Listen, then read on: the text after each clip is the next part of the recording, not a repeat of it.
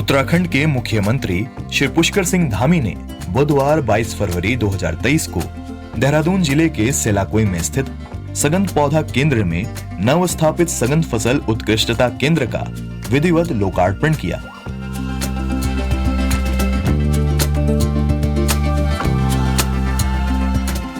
इस अवसर पर प्रदेश के कृषि मंत्री श्री गणेश जोशी, सहसपुर के विधायक श्री सहदेव सिंह पुंडीर, विकासनगर के विधायक श्री मुन्ना सिंह चौहान, सगंध पौधा केंद्र के निदेशक श्री नृपेंद्र सिंह चौहान तथा बड़ी संख्या में प्रदेश के विभिन्न भागों से आए किसान उपस्थित थे। सगंध फसल उत्कृष्टता केंद्र का लोकार्पण करने के बाद मुख्यमंत्री तथा अन्य अतिथियों ने हाईटेक ग्रीन हाउस में नवीन लाइन की दालचीनी पौध, हाईटेक ग्रीन हाउस, तिमूर पौध की हार्डनिंग, सूक्ष्म सिंचाई संचालन प्रणाली, तिमूर नर्सरी की germination tray, hi tech net house, क्रियाशील बीज अनुकरण कक्ष आदि का अवलोकन किया।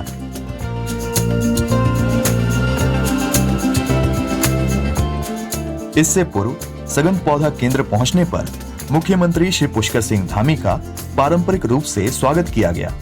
सगंध फसल उत्कृष्टता केंद्र के निरीक्षण के दौरान मुख्यमंत्री ने संस्थान की गतिविधियों का सूक्ष्मता से अवलोकन किया। उसके बाद मंच पर अतिथियों को स्मृति स्वरूप पौध भेंट करते हुए स्वागत किया गया।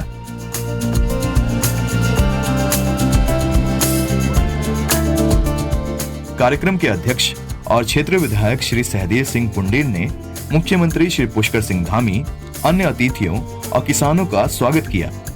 उन्होंने विश्वास जताया कि सगंध फसल उत्कृष्टता केंद्र प्रधानमंत्री श्री नरेंद्र मोदी के किसानों की आय दुगनी करने के संकल्प की पूर्ति में सहायक सिद्ध होगा। अपना जो ये सगंध पौधा केंद्र है, इसकी स्थापना वर्ष 2002-2003 के अंतर्गत हुई है और निश्चित रूप से यहां पर कैप का जो उद्देश्य है, मुख्य उद्देश्य सौदेव प्रसाद आधारित सगंध पौधों का टिकाऊ उपयोग करते हुए स्थानीय लोगों की आर्थिक स्थिति, हमारे किसान भाइयों की किस प्रकार आर्थिक स्थिति मजबूत हो, यह उसका उद्देश्य है।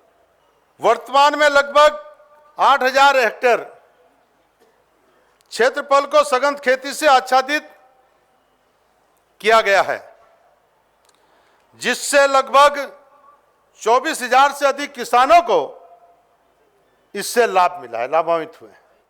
राज्य में कृषकों के मध्य सगंध फसलों की लोकप्रियता के कारण प्रतिवर्ष सगंध क्षेत्रफल का विस्तार हो रहा है, किंतु पर्याप्त मात्रा में गुणवत्ता युक्त, जो हम किसानों की आय की बात भी करते हैं कि भाई दुगनी हो, और सामग्री उपलब्ध न होना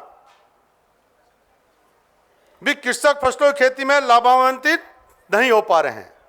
और इसलिए मैं माननीय मुख्यमंत्री का आभार व्यक्त करना चाहता हूं कि आपने एक संकल्प लिया है कि किसानों की आय किस प्रकार दुगनी हो, किसानों को नई नई जानकारियां मिलें। और हम लोग पहले कहते भी थे भाई जय जवान जय किसान, और फिर हमने कहा जय विज्ञान। और आज माननीय प्रधानमंत्री जी का स्वप्न है, माननीय मुख्यमंत्री जी का स्वप्न है, और हम संकल्प के रूप में इसको काम कर रहे हैं कि जय अनुसंधान, नए नए प्रयोग करके हम किस प्रकार किसानों की आय को दुगनी करें, किस प्रकार हमारे किसान भाई लाभान्वित हो, इस और कार्यक्रम किए जा रहे हैं। और इसी का आज रूप है कि हम सगंध पौधा केंद्र में भी हमने नई टेक्नोलॉजी का यहाँ पर एक लोकार्पण बिल्डिंग का किया है।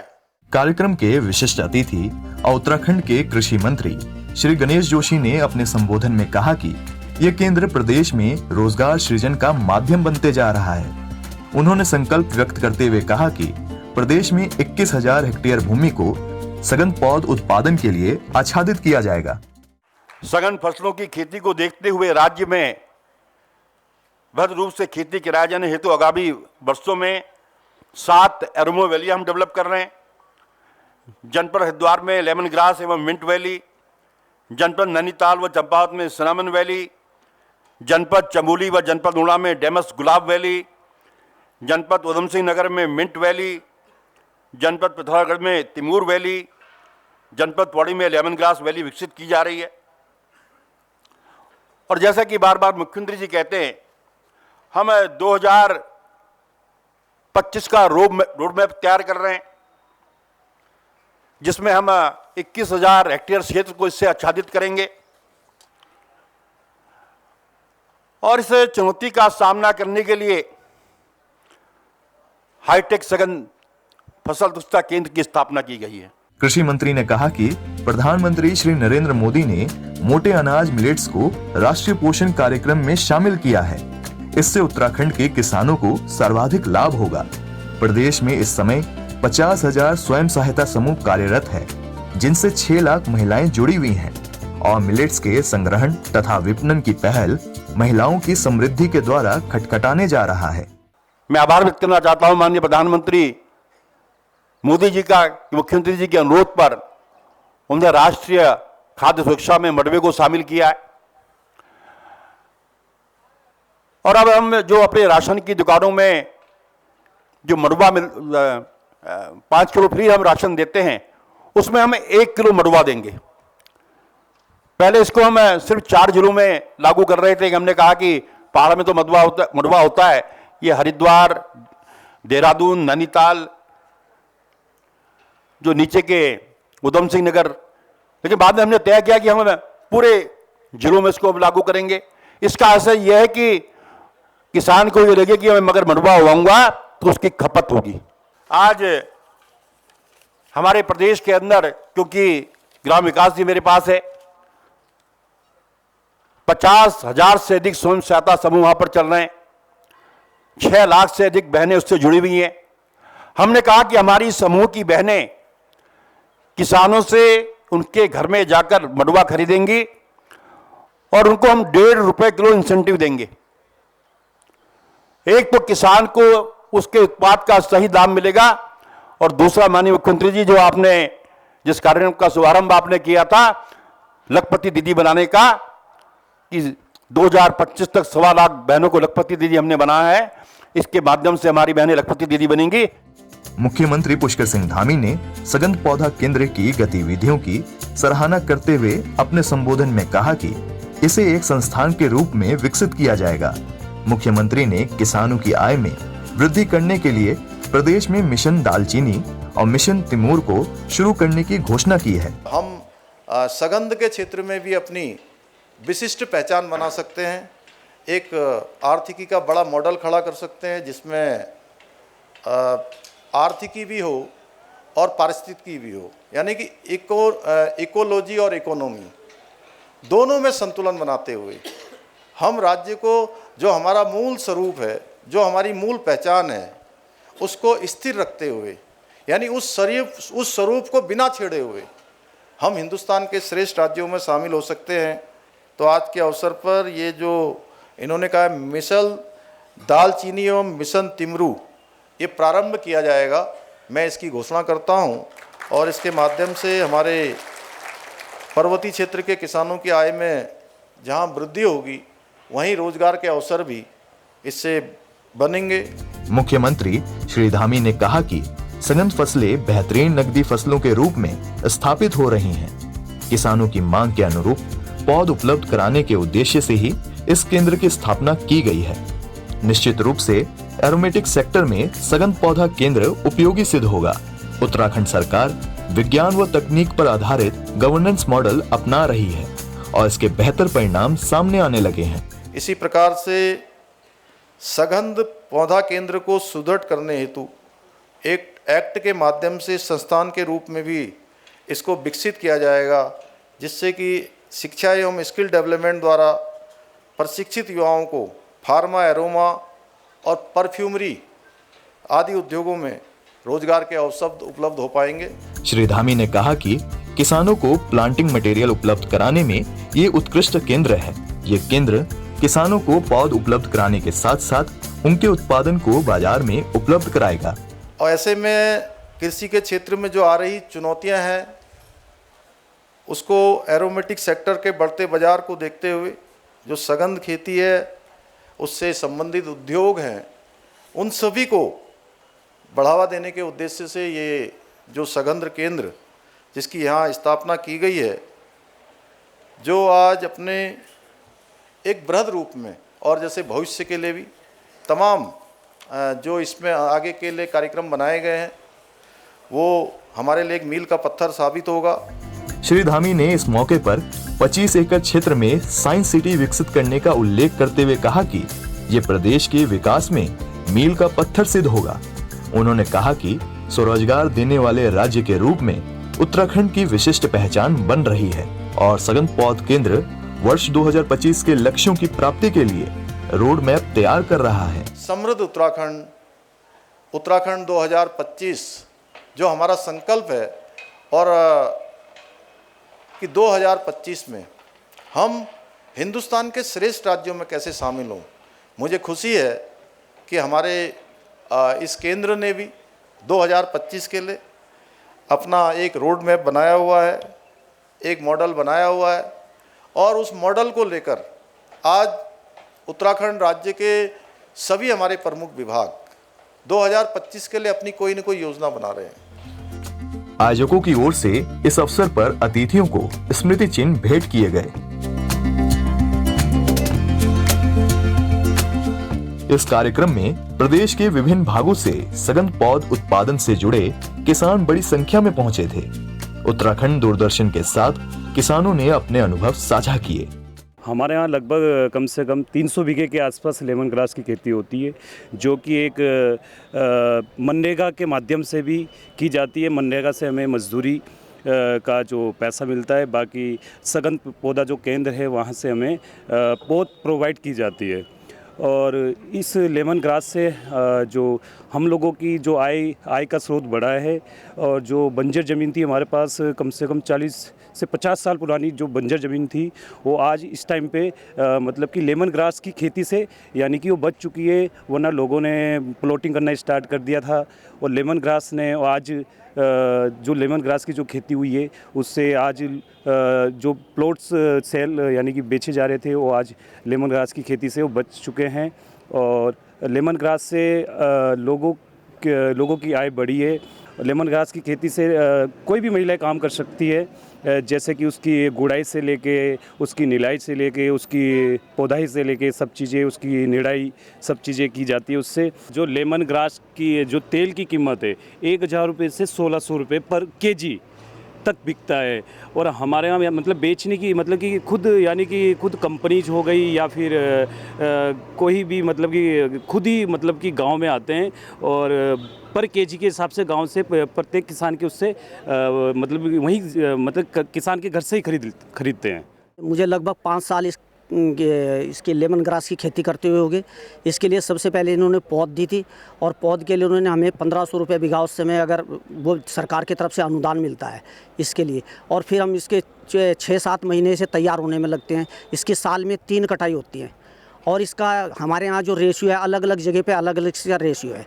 इसमें ऐसा कुछ नहीं कि किसी जगह पे एक ही जैसा मानक है, इसका अलग अलग है। हमारे यहाँ एक अगर 10 क्विंटल होता है तो 10 क्विंटल में लगभग एक क्विंटल में लगभग 400-500 ग्राम ये तेल निकलता है। और इसके तेल का जो है तो अगर हम यहीं पे देते हैं, ये भी लेते हैं तेल, सेंटर वाले भी तेल लेते हैं, अगर सेंटर में हम तेल देते हैं तो यहाँ भी तेल बिक जाता है। इससे हमें ये फ़ायदा हुआ कि गांव के अंदर जो हमारे खेत जो थे जो हम पारंपरिक खेती जो कर रहे थे, लगातार जो खेती हम करते हैं गेहूँ मक्का वगैरह की जो खेती करते हैं, उस खेती से ऐसा था कि हमें कुछ लाभ नहीं मिल रहा था। और ये खेती एक ऐसी है कि जो इस खेती में ना तो पशुओं का नुकसान है न इसमें, और ये बंजर जगह पे भी हो जाती है।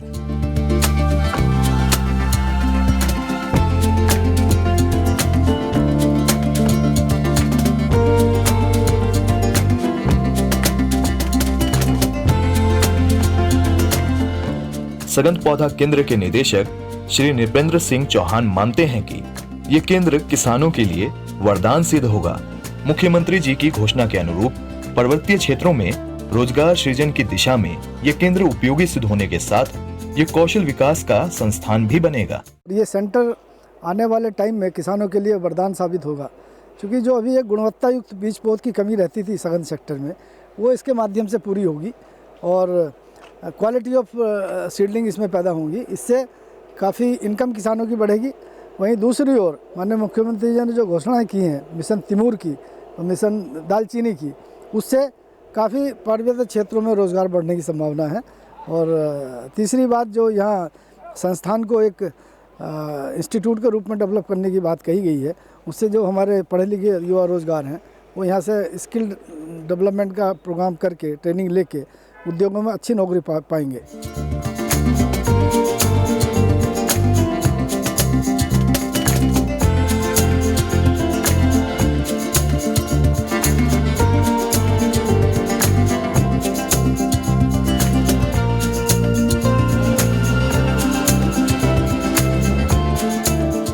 हमने सबसे पहले लेमन खेती की शुरुआती 2015 से शुरू करी थी, जबकि लेमन घास एक ऐसी खेती है कि जो बेरोजगार आदमी हैं उनके लिए बहुत ही अच्छी खेती है।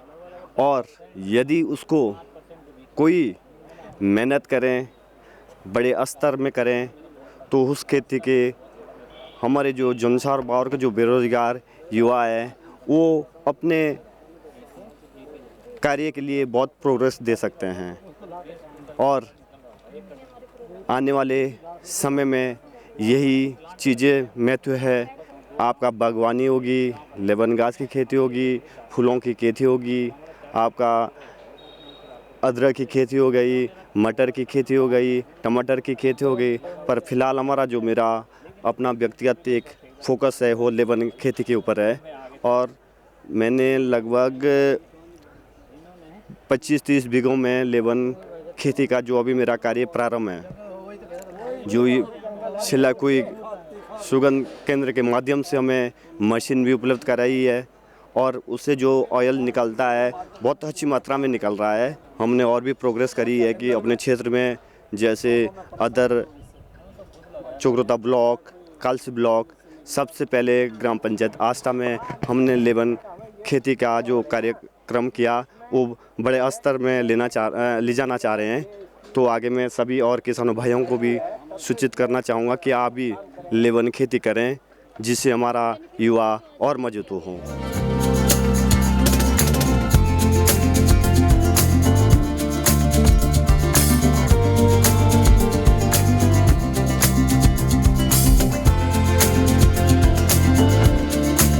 इसमें जो है, अगर कोई काश्तकार करता है, मेहनत तो लगती है, बगैर मेहनत से कुछ नहीं होता है। अच्छा, बात करने से भी कुछ होता नहीं। अच्छा, अगर मेहनत करे तो नुकसान नहीं है, हर चीज़ में फ़ायदा है। अच्छा, अब रही बात ये सुराई के जो तेल है, सुराई है बहुत सारी जो है ये वनस्पति प्रजातियों में है, जैसे यूकेलिप्टस है और ये जो है तेज पत्ता है। तो इसमें तेल के रेशो ये है कि मतलब किसी के कम मात्रा में, किसी के थोड़े ज़्यादा मात्रा में है। पर यदि अगर दिलचस्पी से करें तो नुकसान जो है किसी में भी नहीं है। सुराई का रेट जो है वैसे जो है 1800 से लेकर के जो है ये 2300-2400 तक भी है। क्वालिटी के ऊपर बात है। अच्छा, क्वालिटी जो है बनती हैं, कभी तो जो है मिट्टी के गुण से जो है क्वालिटी बनती है। और कोई जो ऐसे कि मान लो बात या सड़ गया या मतलब कुछ टाइम से बेटाइम निकाल दिया, उससे भी क्वालिटी ख़राब हो जाती हैं। तो ये जो है फिर लैब में जा कर के जो है फिर वो चेक होती है, फिर जो है रेट उस प्रकार से लगते हैं।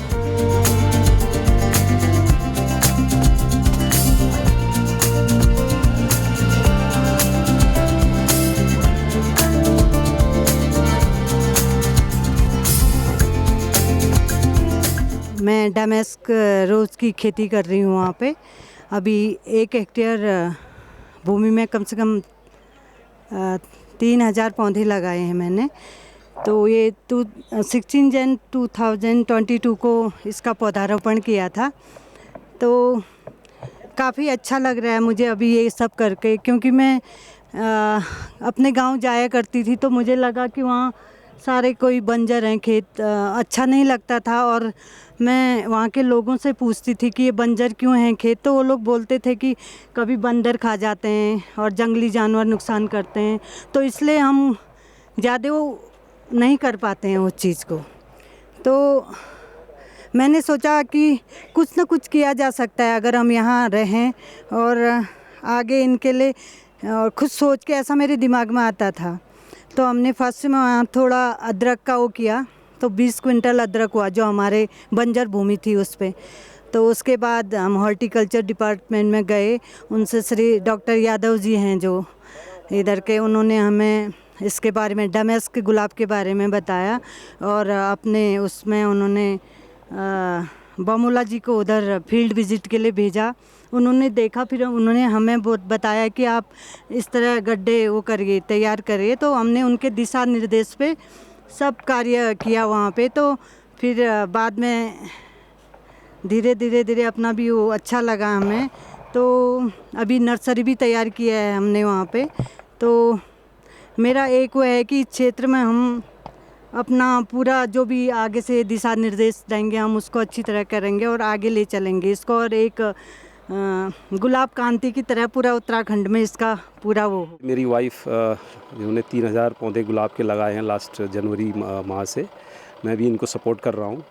तो मेरा ऐसा मानना है कि पहाड़ों में जो किसान लोग हैं वो खेती करना चाहते हैं, लेकिन उनको ना तो खेती से कोई आमदनी हो रही है, ना खेती कर भी रहे हैं तो उसकी सुरक्षा की कोई व्यवस्था है। तो कुछ हम ऐसी फसलें देखें जिनमें बहुत ज़्यादा सुरक्षा की दिक्कत ना हो और जिनसे आमदनी भी हो। तो मेरा ये मानना है कि हम पहाड़ों में, उत्तराखंड में कृषि को अगर हम सक्सेसफुल बनाना चाहते हैं तो एक चीज़ कर सकते हैं, हम कृषि का व्यवसायीकरण करें, ऐसी खेती करें जिससे हमको आमदनी हो। हम अपनी सोच बदलें, ये धान गेहूँ इन्हीं में ना अटके रहें, क्योंकि ये हमारे यहाँ के लिए बहुत ज़्यादा सूटेबल नहीं है। प्लेन के जो खेत हैं उनमें ये खेती अच्छी होती है। हमारे यहाँ हम कुछ ऐसी चीज़ उगाएं जिससे जो वहाँ के जलवायु के अनुकूल हो और जिससे हमें अच्छी खासी कमाई हो। कल के दिन अगर किसान को लगेगा भाई उसको पैसा मिल रहा है, पैसा आ रहा है, तो क्यों नहीं करेगा वो। तो मेरा ऐसा मानना है कि इस क्षेत्र में कैब बहुत अच्छा काम कर रहा है। हमारे क्षेत्र में भी मैं देख रहा हूँ कि हमारे लगाने के बाद काफ़ी किसान इस चीज़ की तरफ जुड़ रहे हैं। तो मुझे ऐसा लगता है कि जैसे हिमाचल की नकल में जैसे वहाँ पे सेब ने जो कमाल दिखाया, आज की डेट में घर में ही उनको लोग करोड़ों का टर्नओवर कर रहे हैं, उत्तराखंड में क्यों नहीं पॉसिबल है? ये है पॉसिबल।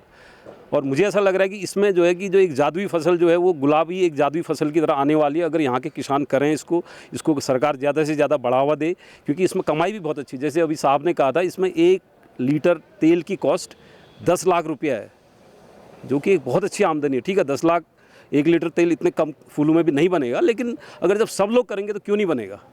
तो एक अच्छी पहल है ये, और ये मुझे लग रहा है कि एक अच्छी क्षेत्र में और किसानों में, इवन मैं तो ये सोच रहा हूँ कि हम पूरे उत्तराखंड में इस चीज़ को फैला सकते हैं और उत्तराखंड एक बार फिर से अपनी समृद्धि, वो जो कृषि बहुल प्रदेश बनने की तरफ जा सकता है इससे।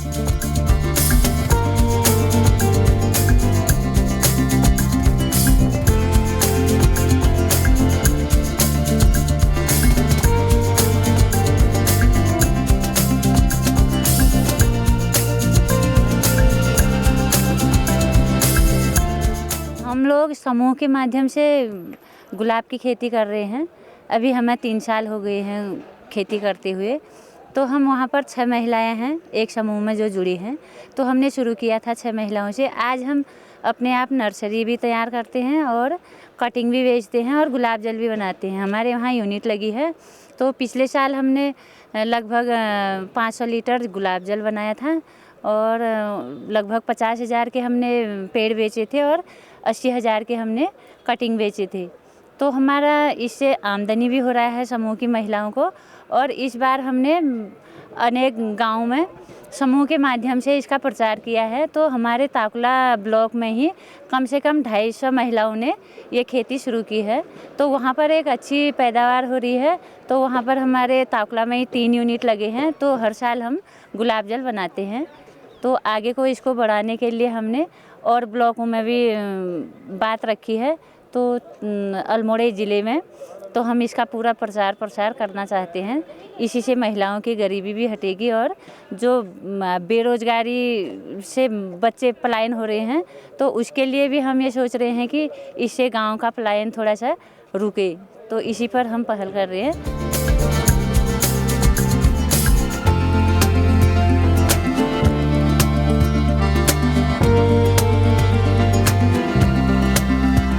मैं कृषि का कार्य ही करती हूँ। कृषि का कार्य से ही अपने आगे को रोज़गार पे निर्भर हूँ। तो जब से हमारे ताकुला ब्लॉक में बमौला जी का काफ़ी अच्छा सहयोग रहा, हम समूह के मध्य भी काम करते हैं। एक संगठन के मध्य काम करके बमौला जी ने हमें काफ़ी अच्छी प्रेरणा दी गुलाब के पौधे लगाओ करके। हमने जब गुलाब के पौधे लगाए तो सबसे पहले वहाँ पे हमारे अन्य जो गांव के भाई लोग थे उन लोगों ने लगाए। उन लोगों से प्रेरणा लेके मैंने भी खुद पहले साल 500 पौधे लगाए। उसके बाद मैंने दूसरे साल 500 पौधे फिर लगाए इस साल। तो जो पिछले साल के मेरे गुलाब के पौधे थे उसमें से मैंने 1500 कटिंग अभी क्यारियाँ बना रखी हैं। तो इस साल का भी काफ़ी अच्छा वो रहेगा मेरा सहयोग, क्योंकि बमौला जी के माध्यम से हमें काफ़ी अच्छा आगे को प्रेरणा मिली कि अपना एक जागरूकता भी मिली और अपना रोज़गार को आगे बढ़ावा देने का भी काफ़ी अच्छा सहयोग रहा है इसमें बमौला जी का। हम ताकुला ब्लॉक में बमौला जी का काफ़ी धन्यवाद अदा करते हैं जो महिलाओं को जागरूक किया। हम लोगों ने यहाँ से भंगजीरा का काफ़ी अच्छा प्रोग्रेस आगे किया और जब हमने भंगजीरा लगाया अपने यहाँ तो कम से कम 10-10 नाली पे भंगजीरा लगाया, जो कि आज हम यहाँ भी उसको यहाँ लेके आए और आगे भी हम यहाँ ये सोच रहे कि जो हमारे साथ महिलाएं आ रखी हैं और जो सभी इसमें आगे बढ़ना चाहते हैं और अपना काम उत्कृष्ट भाव से करना चाहते हैं, कि हम सोच रहे हैं कि जो गांव की महिलाएं हैं वो बाहर ना जाके बल्कि अपना स्वरोजगार करके गांव में ही अपना स्वरोजगार करें और आगे यहीं से आप भंगजीरा को लेके कम से कम 10 नाली ना बल्कि आगे 25-25 और 30-30 नाली पे लगा के जो अपना रोजगार बढ़ा सके।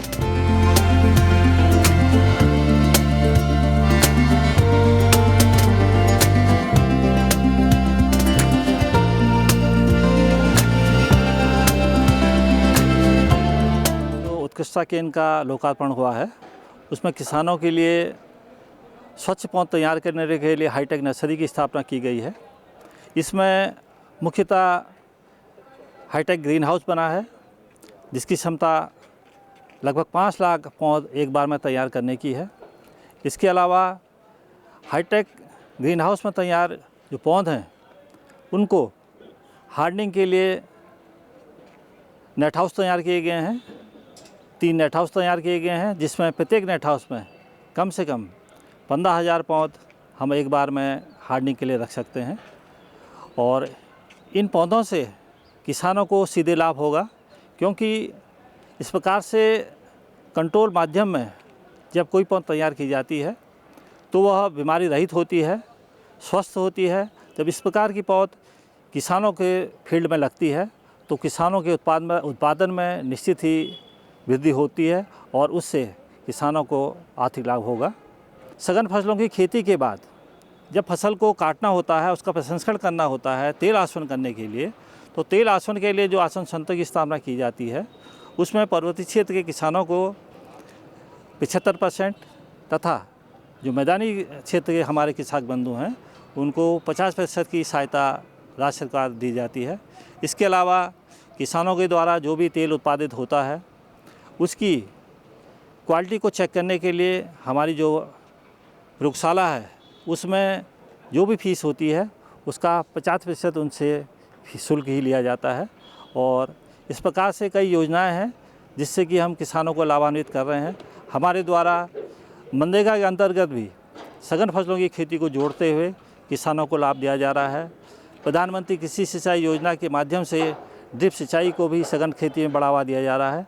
इस प्रकार से कई प्रयासों से सघन पौधा केंद्र किसानों की आर्थिकी को सुदृढ़ करने का प्रयास कर रहा है।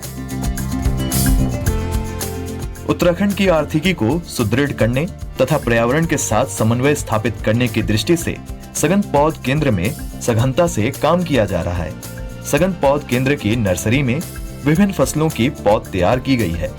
भविष्य में इसके सुखद परिणाम सामने आने की आशा है।